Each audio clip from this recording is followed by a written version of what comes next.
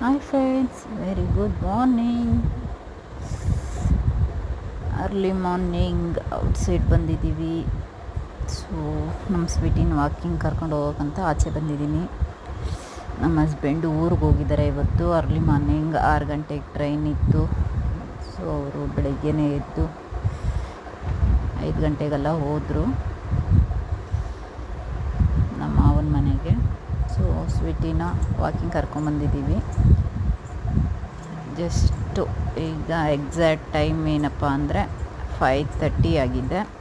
So ನೋಡ್ತಾ ಇದ್ದೀರಾ, ಸ್ವೀಟಿನ ಕರ್ಕೊಂಬಂದಿದ್ದೀನಿ ವಾಕಿಂಗ್ಗೆ.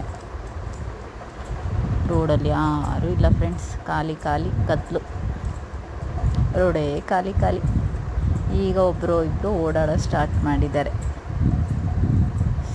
ನಮ್ಮ ಸ್ವೀಟಿಗೆ ವಾಕಿಂಗ್ ಕರ್ಕೊಬಂದರೆ ಫ್ರೀಯಾಗೆ ಬಿಡ್ತೀವಿ.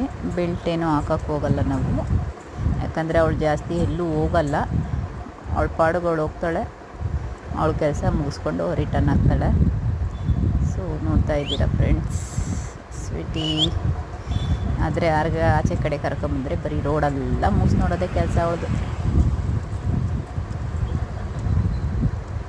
ನೋಡಿ ಫ್ರೆಂಡ್ಸ್, ನಿಮ್ಮ ಪೆಟ್ಟನ್ನ ಯಾವ್ಯಾವ ಟೈಮಿಂಗ್ಸ್ಗೆ ಹೊರಗಡೆ ಕರ್ಕೊಂಬರ್ತೀರ ವಾಕ್ಗೆ ಅಂತ ಕಮೆಂಟ್ ಮಾಡಿ ತಿಳಿಸಿ ಫ್ರೆಂಡ್ಸ್.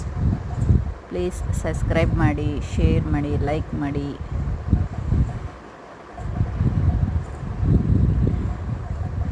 ನೋಡಿ ಏನೇನು ಕೆಲಸ ಮಾಡ್ತಾಳೆ, ರೋಡೇ ಖಾಲಿ. ಈಗೆಲ್ಲ ಒಬ್ಬರು ಇಬ್ಬರು ಓಡಾಡ್ತಾ ಇದ್ದಾರೆ.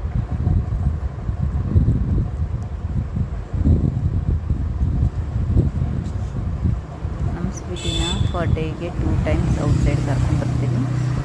Morning 1 time. ರೋಡ್ ನೋಡಿ, ನಮ್ಮ ಮನೆ ಏರಿಯಾ ರೋಡು ಫುಲ್ಲು ಖಾಲಿ. Thank you.